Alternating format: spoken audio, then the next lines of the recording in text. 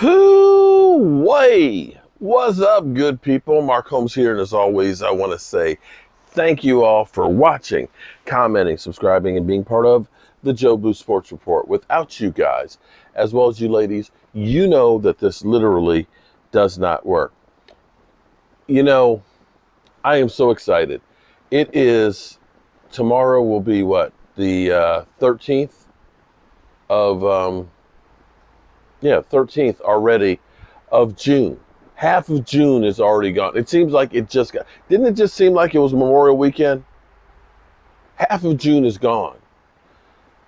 I think around the 17th of July, some rookies start reporting for training camp.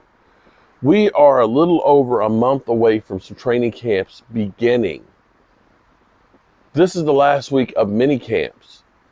Do you understand that the season is coming fast? It is approaching quickly. And this is, of course, that time of year where you hold your breath, because once training camp starts, the NFL players, their life is no longer theirs until the end of the year, and hopefully into next year. They're tied up with basically 1 day a week off. It's a heck of a life. It's almost like being on, a submarine. You're out a 6-month tour of duty. And what players do in their off time, the difference between being good and being exceptional is what you do in the off season. You want to be great, you got to put in the work. You can say a lot of things about Micah Parsons and the Dallas Cowboys, but I tell you what, one thing you cannot say is that anybody outworks Micah Parsons. Micah Parsons is literally like a sponge, trying to soak up as much as he can. He's there working at Von Miller's camp, trying to learn from one of the best that's still playing. You see him out there working with Charles Haley. You see him there working with everybody. You see him then working with Deuce Vaughn, running drills with a running back, as well as I'm trying to think of the wide receiver from Cincinnati. Lately I've been having some memory issues. I don't know what the heck's going on. It was funny tonight because we're working on helping Rashid get himself a place to stay at some permanent housing. Shout out to everybody who's donated. We're closing in on $1,400 that we've raised to help Rashid. Rashid has got some health issues, but definitely from when I saw him Saturday to where he is today seems like literally a 180 turn. Because in life, you got to have hope. Hope is so strong, because they say the most dangerous person in the world is a person that's got nothing to lose, a person that is hopeless. And that's what you have to have. As a Cowboy fan, I am hopeful, because Micah Parsons is trying to do literally everything he can to be the greatest player that he can be. The weights, the running, and everything else. But as he put it, if football don't work out, he's a content creator. Yeah. And that's the thing about content is, and he will be fantastic with it. There is no way, no how that he won't be huge in anything he wants to do as far as content creation. He is funny. But Micah Parsons, I have been blessed. The fact that I'm actually here. Sometimes I honestly, I don't know how I got here.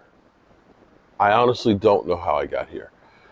It's kind of like the red brick house. I don't honestly know how all that fell in place, because there were so many things. It was literally me doing a contest to try and get grant money to try and grow my business that I ran into this guy Ian. Had I not gone to that contest and did the work in there to do the speech, to try and my spiel to this committee, I wouldn't have met Ian. And had I not met Ian, Ian wouldn't have taken me that night to see the red brick house. And had I not seen the red brick house that night and started doing posts on Facebook, then by the time I knew anything about it, it would have been bulldozed over. That's where things in life are kind of crazy.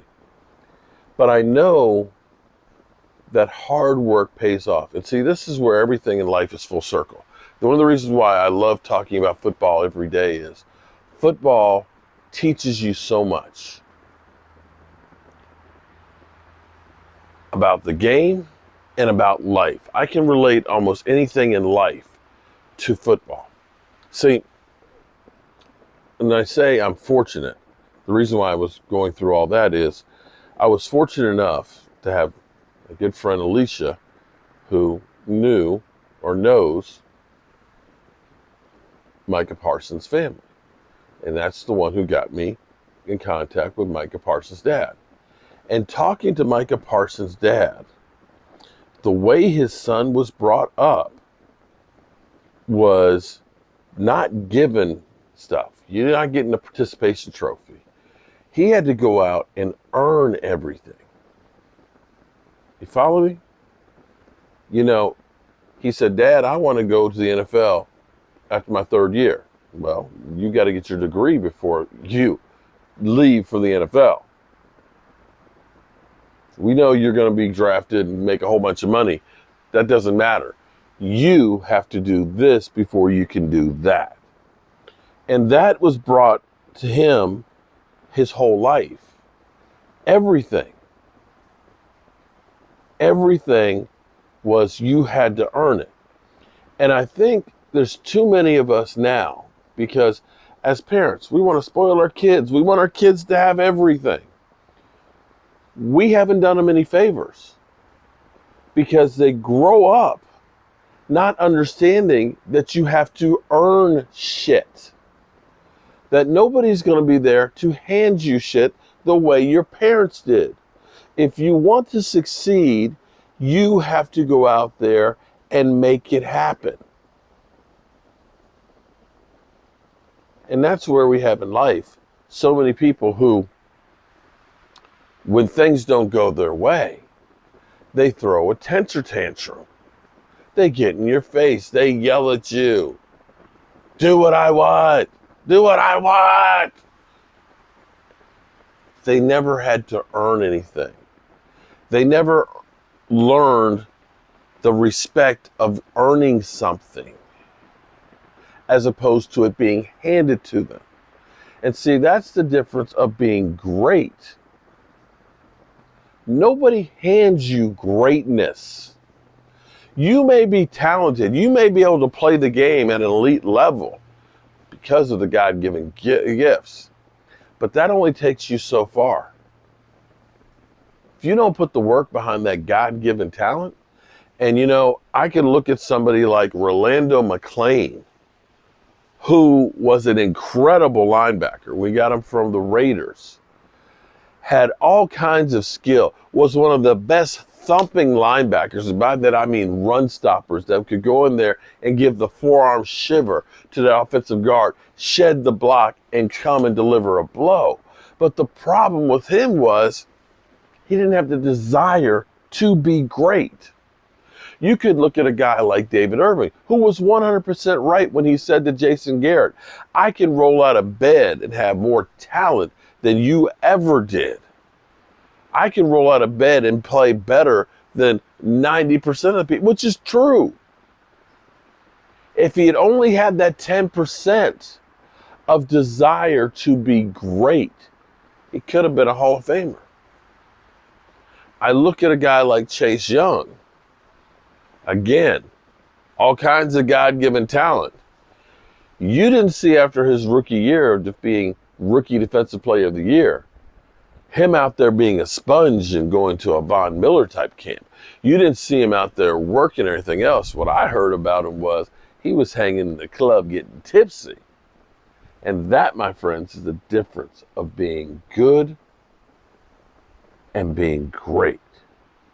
Micah Parsons is really chasing greatness. Micah Parsons' dad said,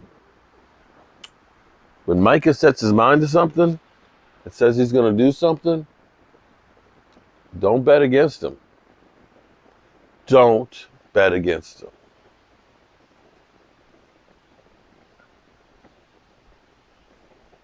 Yeah. We all feel like we're entitled to have something.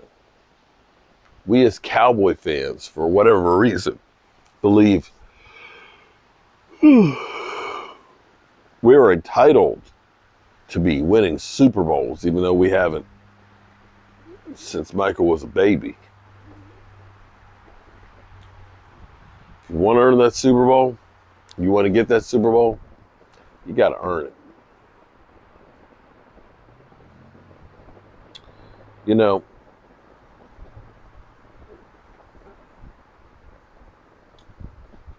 life is crazy. And life is precious. I'm sitting here looking at the scooter that Rashid has. He can stand and walk very, very short distances. The scooter, and it's not one of the power scooters. It's like a reverse tricycle. There's two wheels in the front and it looks like two real close ones in the back. And it's got a seat for him to put his knee on and a handle. So that way you take one foot and you can move the other one, but you can take the weight off the other one.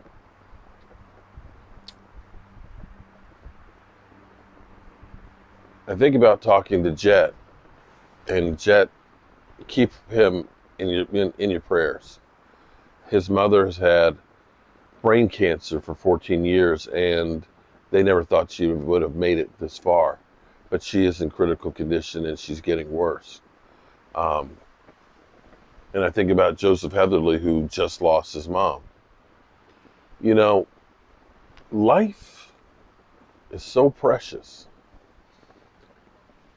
And your time, things can change just like that. We spend so much time wasted hating and trying to stop somebody else from living their lives and things, that we spend so much time doing those things that we don't live our own lives. I'm 57 years old. What is the life expectancy for a black man? 73? Something like that?